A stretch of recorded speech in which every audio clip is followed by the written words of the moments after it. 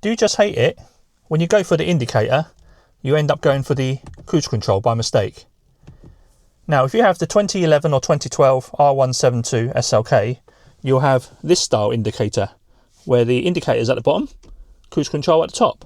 Not very user friendly, isn't it? Keep watching, because I've got a retrofit to fit the new style post 2013 cruise control and indicator stalk and squib. Hello everybody, and welcome back to my channel, and also hello to anyone that's new to my channel. So the procedure to change this squib and indicator stalk is, first you need to take the airbag out. That is released by these two holes that you can see here on both sides of the steering wheel, about the 4 o'clock and the 8 o'clock position. So what you need to do is stick a screwdriver in that hole, which I'll show you shortly, to release the airbag. And then after that, once the airbag's released, you would proceed to take the connectors off the airbag and then take the central bolt off of the steering wheel. So the steering wheel has to come out physically. And then the actual shrouding of the squib with the indicator and everything else just slides out. So let's crack on with the job.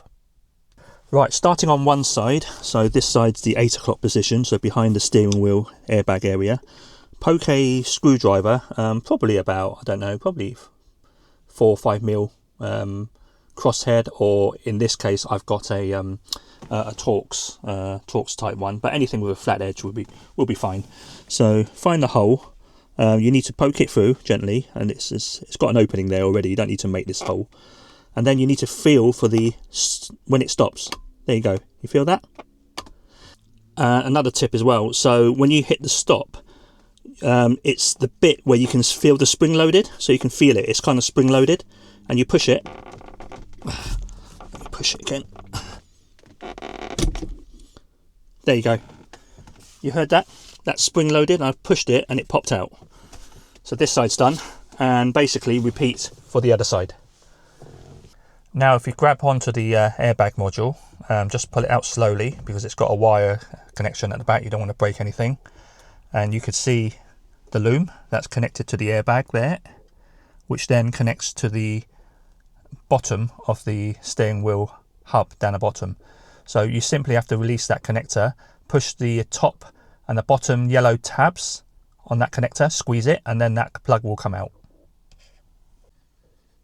Okay, that's released. So that's the airbag out of the way. So obviously, yeah, I didn't mention earlier, before you take the airbag out, make sure you leave the vehicle off, ignition out, for at least half an hour, or ideally I've left it overnight and not switched the ignition on for health and safety.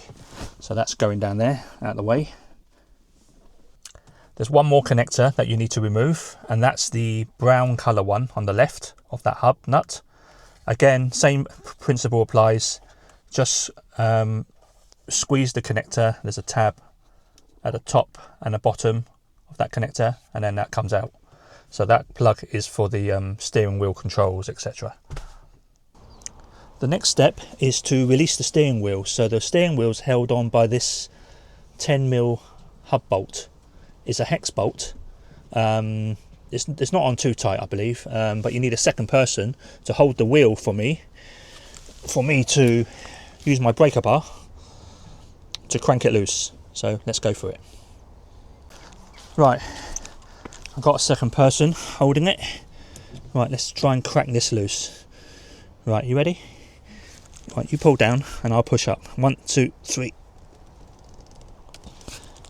Yeah, there you go. Oh, that wasn't too bad. It was actually wasn't on too tight. Thank you, second person. Alright, there you go. That's the bolt out.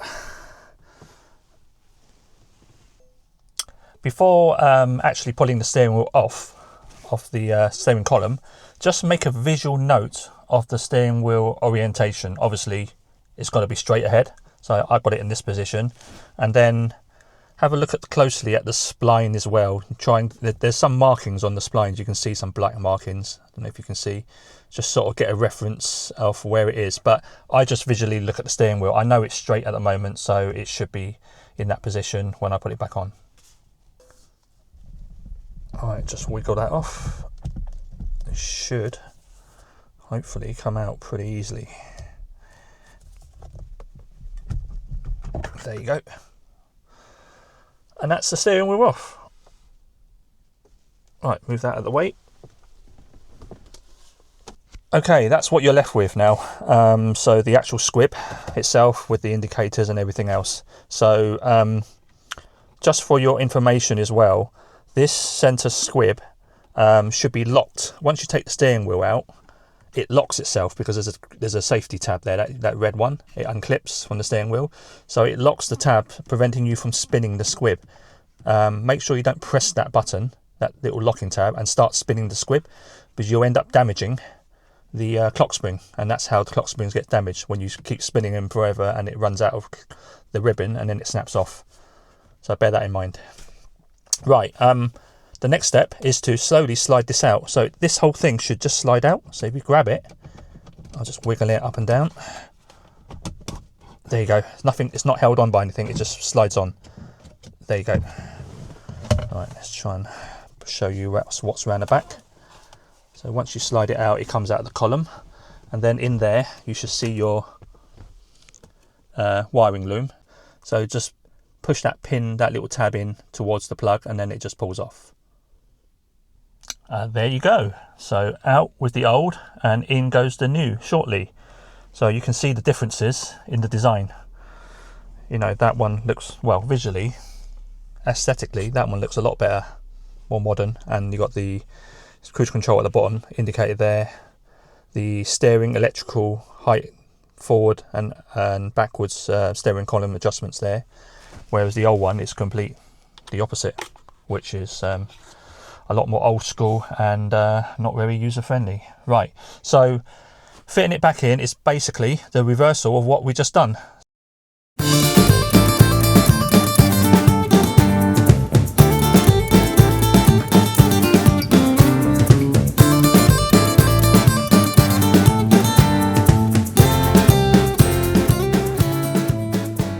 Why does everything never goes to plan?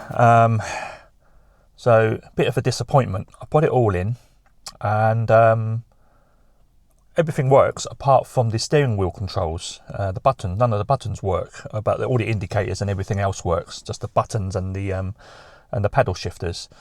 It turns out, I think, that unit was faulty. So unfortunately, I have to put everything back now to where it was. So the old stalk and the squibs back in. I'm going to have to send that one back as faulty.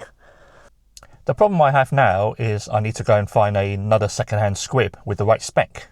So my 55 AMG has the electrically adjustable steering column, and that's quite a rare option. Took me ages to find this one. I'll keep looking and keep you guys updated. Nothing's all lost. At least this video has showed you guys how to replace a squib, should you have any button issues on your steering wheel, for example, or a faulty indicator stalk. Please like, share and subscribe, and hopefully I'll see you guys in the next one. Cheers guys, bye bye.